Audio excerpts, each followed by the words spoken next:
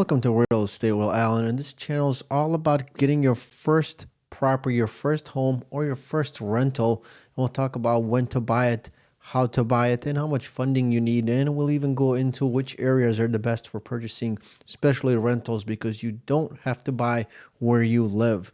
So let's go over the surge in foreclosures that's up over 700%, which is just unbelievable. Let's also talk about what's the reason for this. And there's some real clear-cut reasons, and we'll talk about the forbearance and everything else, but it's pretty incredible.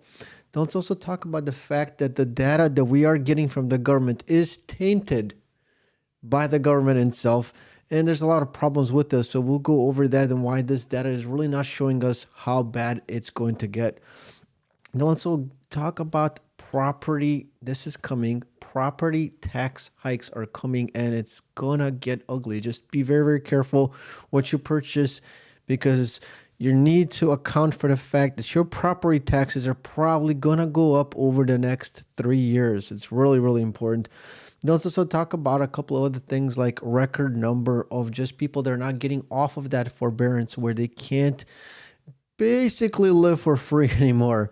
So it's unbelievable. And then we'll talk about another record of people that are upside down, especially the people that bought in the last 90 days. It's getting really, really bad. This year, you could have gotten away with a good deal. I would say January, maybe even February, maybe even March. But after that, April, May, June, July, August, September, October, those were all probably really bad times to buy. Now, let's also talk about why 29% of the new home builders actually have no customers. And it's getting pretty bad. And especially for those that really created these communities where they're trying to build hundreds of homes. But now they're kind of stuck with, do we finish these homes? Do we not? We don't even have customers for the ones we've built. And it's getting pretty interesting. And it's probably going to set up for one of those buying opportunities of a lifetime when this crash is finished. So let's get started. Foreclosures are up 700%. Is this a red flag for the housing market? So moratoriums prohibited new foreclosures from starting for nearly 2 years, creating artificially low foreclosure rates. There are still moratoriums in place right now, believe it or not. So what that really means is there's a lot of people that just didn't have to make any kind of payments on their homes. There's people that bought a home, okay? They made one payment, and then they have not made any payments for almost 2 years after that. And once all of this basically goes away completely, which I think it will be done by, I would say, mid-January, once it's completely out of the way, you're going to see a lot of these people that are like, oh boy, I've got $200, $300, $400, $500 of electricity. I've got a couple $100 for sewage, water. I've got gas. I've got internet. I've got electricity. And now I have to pay this huge mortgage. They're going to dump those homes overnight, and you're going to see a massive increase in foreclosures come January and February. So be ready for that. Now that these protections have expired, foreclosure numbers are seeing triple-digit growth. And I don't even think that this is really even the beginning of it. I was looking at it, and there's, a majority of these people, they don't even end till December or January. So once that goes away, and then you give it maybe another month or two, especially let's say the people where it ended in November or October, maybe they, miss a payment, they make a payment, and boom, then they're already in a foreclosure very shortly after that. So, I think we're going to see a massive increase in short sales. What happened last time, and this is kind of crazy. I bought short sales a lot, and you'd see there's a couple properties I bought where the bank literally, and I found out because I met with the owners, they told me that they were paid $10,000 to just sell their homes and get out, just so this bank can, get rid of these basically delinquent non-payers and not have to go through a foreclosure. So you'll see these short sales. You'll see all this stuff popping up very, very soon here. Same goes for vehicles. There's so many people that bought $50,000, $60,000, $70,000 trucks. And those days, really, we had a stop and a slowdown on insurance prices, that's over. Your insurance for your vehicle might end up being $500-$600 more in 2023. Okay, so that, essentially that adds maybe another $50, maybe even $100 a month to your car payment. That insurance increase, then those vehicles are going to depreciate. You're going to be upside down. This is going to get very ugly. You're going to see people like, man, why am I paying for a $70,000 truck when this thing's only worth like $35 and they're just, they'll ditch it, they'll crash it, they'll burn it, they'll just stop paying and they'll get rid of it. So you're going to see, and I've been following the Lambo index, which kind of tells me a lot, and the Lambos are dropping in price because a lot of these people bought Lamborghinis and exotic cars, unbelievably, with government money because they took out loans for businesses they never had, for businesses they never even started. And people bought homes for $500,000, $600,000, $700,000 when they had no right to buy them. They just financially made no sense. And you have to get ready now. Save up all of your money because in the next month, 2, 3, 4, when these opportunities come, and I will actually show all of these cities that are being hit on my channel here, where you should be buying, and I'll go over state by state. Okay, and I'll say, okay, now Illinois is ready. Now, these cities are ready in Texas. These cities are in California. That way, when it's time to pounce and take advantage of these opportunities. And I'll do the same for rental properties. So you're just going to have to kind of hold on a little bit. But look at this. After the moratorium expiration, foreclosures jumped 700%. Is this the first sign that housing market is in trouble? I think it's not only in trouble, but it's in a massive bubble. So foreclosures are rapidly rising. Another crisis ahead our way. So foreclosures are soaring, but real estate experts say it's not a repeat of the crisis in mid-2000s. And one of the reasons is they're saying this is because they have this justification that this time around we had more qualified home buyers. But that's not really true. The problem is the fact that yes, we had more qualified home buyers this time around, but that's not true because they were qualified with money that is just not consistent. They got money from the government. They got loans from the government for businesses, and they got these stimulus checks, and this all counted towards their income. And instead of qualifying for a $250,000 house, now they qualify for a $600,000-$700,000 home, which is really insane that it was done that way. And those qualifications, which makes it look like that it's not a repeat of the mid 2000s, it actually might be, because that money, you're not gonna get that government money like you did. You're not gonna get to open up these fake businesses and then take out loans and then take government money for them. And also, you're more likely to lose a job in the next 6 months than you probably were in the last 10 years.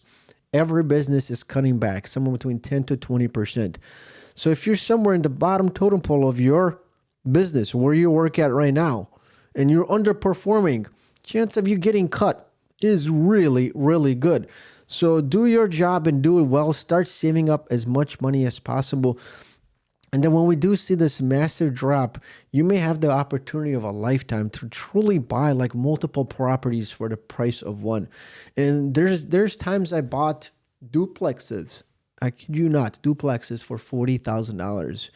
And those duplexes ended up being a few years later $200,000.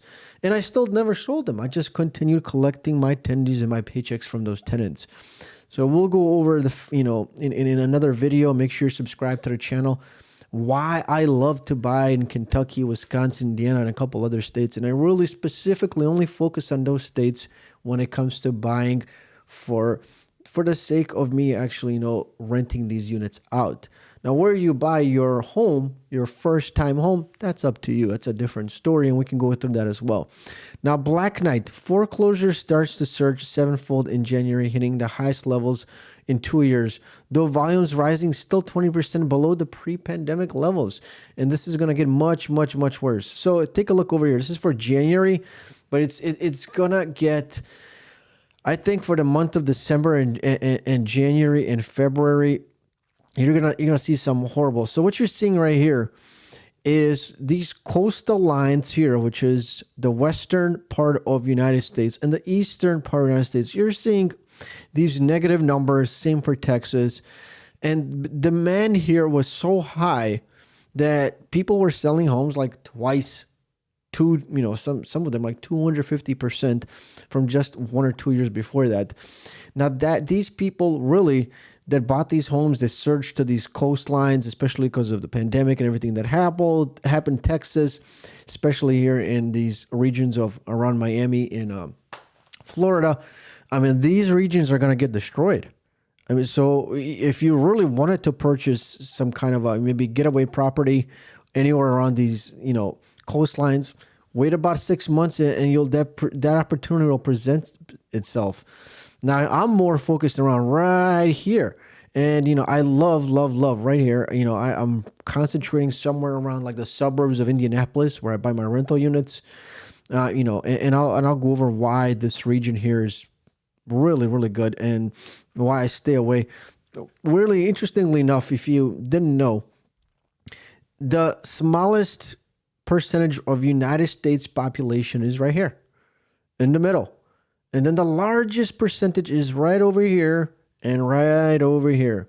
Okay, so just something to keep in mind there. Now, will 2022 be the year of foreclosures? I actually think that 2023 is going to be the year of foreclosures, is because now they no longer have this opportunity to have these homes and then push the payments. That's ending. And I believe 50 to 60% of it is over. And when the remainder is over, and then these people get stretched out across 3 to 6 months of making these huge mortgages, and that stress, and even, if one of the individuals loses their job or they decrease the number of hours they can work or their salaries, boom, that's when it's going to happen. So also I think, and I'm going to say 99% sure that last GDP was negative. It wasn't positive. I think we skewed the numbers. The Democrats skewed the numbers. So it doesn't look like we're in a recession for the sake of midterms, for the sake of just getting reelected, but it's a very scummy move. I did the math, I calculated everything, I went through it, and honestly, there's just no way that wasn't a negative GDP. So I think we're heading towards our fourth quarter and possibly fifth quarter of negative GDP, and we're definitely going from a recession to a depression. So we had a technical recession that Biden for some reason chose to ignore. And then they ended up cheating the system and working the numbers on the third quarter to make it look like it was positive. I understand it's politics. And that way, because if this last third quarter was negative and this fourth quarter was negative, which it will be, that would constitute 4 negative quarters and it would put us into a depression. And it would really, really set up a perfect disaster of a recipe for the Democrats to get another president in. So they work the numbers and their benefits, which is fine. It's what happens in politics. So take a look at the equity withdrawn via cash out refinance. Oh my goodness. What does this look like? Look at this insanity. Look at 2005. Okay? Look at 2005. And remember what happened in the mid-2000s. And then look at us over here, which is pretty fine, right? 2009, 10, 11, 12, 13, 14, 15, 16. It's pretty good. Look at 2021 going into 2022. And we're over here now in 2022. Almost identical to 2005. Yeah. So what people did is they purchased these homes. These the ones that didn't sell, they decided to take out this equity loan out of the home. So they withdrew cash out of whatever the value of the home increased by. So some withdrew out $100,000, $200,000. Then they bought some nice little fancy cars. Okay, they bought all kinds of stuff they didn't need and nonsense. So now, instead of, really owing maybe $200 on your property, you owe $400, and you took out $200,000 out, and now you burned it on nonsense like fancy cars and clothes and vacations. This is literally setting up for such a massive disaster. And at some point, you're like, man, I owe $500,000 on this home. A nice little foreclosure and, maybe file for bankruptcy, call it a day. A couple of years later, start from scratch. There's a lot of people that are going to follow in Trump's footsteps. Honestly, Trump has had 3 bankruptcies, 3. And that's because there's a point where it doesn't make sense. It just doesn't make sense to continue paying, on these massive, massive payments and be stuck on a house that's now, fallen from $500,000 to $250,000. At that point, you're like, man, I'm $250,000 upside down. Foreclosure, bankruptcy, call it a day. A couple of years later, start from scratch and get my next house. And you wipe away, $250,000 of debt. And that's a real, not just possibility. It's the real future that's coming here. So be careful with what you're buying. Look, cash out refinancing has hit 14-year highs as home equities, and this is insane, set new record. Now this article, okay, and I was just looking at it. This is as of December 2021. We're actually now at record highs in the history, ever, literally in the recorded history for November, December 2022. It's gotten that unbelievable. And what this really means is, you buy your house for $300,000, right? And now your house goes to, $400,000. What do? Well, here's what I do. I take the money out. I take the $100,000 out. Okay. And then on top of that, if I can refinance lower, I will. And then I'll take the $50,000 or $100,000, whatever I took out. Okay. And I will use that to buy another rental property. Literally, my home paid for the next rental property. I'll do a little bit of renovations, put that out, and then that rental property is going to make me a couple $1,000s a year for the rest of my life. And I'm set up for a beautiful recipe of just having a nice life where I don't have to worry about anything. So that's the way to do it. That's not what happened. A lot of these people buy themselves nice little fancy pickup trucks. 70, 80K, 90K, 10, 15, $20,000 over sticker price. They upgraded them. They got the premium editions. They got the platinum Ford F-150s. And, now they got stuck really, in a home that they took everything out of. And they're stuck in a car that's going to lose 50, 60% of its value the next 2-3 years. So you messed up with the home, you messed up with the car, and you burned your money and not wisely. And that's setting up for this perfect recipe of a disaster in 2023. So really, truly, it's going to create an opportunity where you can buy a $10,000 or $20,000 rental property, put a little bit of money into it, and within 12 months create a $100,000 to $150,000 property, and then have a rental units for the rest of your life, for yourself, for your children. And then as the value of this property goes up, you buy for 40, 50, goes up to 150, you take out 50 or $100,000. Now you have $100,000. What do you do with that? You buy yourself another 1 or 2 rental properties. And before you know it, you've got 2, 3, 4, 5 units. And at that point, you could take out some of that money and buy your dream home. There's no problem at that point. 5 rental units later, buy yourself a $800,000 mansion if you like, and live a beautiful life. And also, I did just start a brand new Twitter. Okay. Again, I could not get real estate with Alan for the actual @. So it's @Real Estate Alan without the with. Real Estate Alan. Again, the link for if you want to join me and get more updates, that is going to be in the description down below. And I'll also be posting updates on Twitter. I'll be posting spreadsheets and that you can just type all your data into, what your finances are, what you make, what you spend.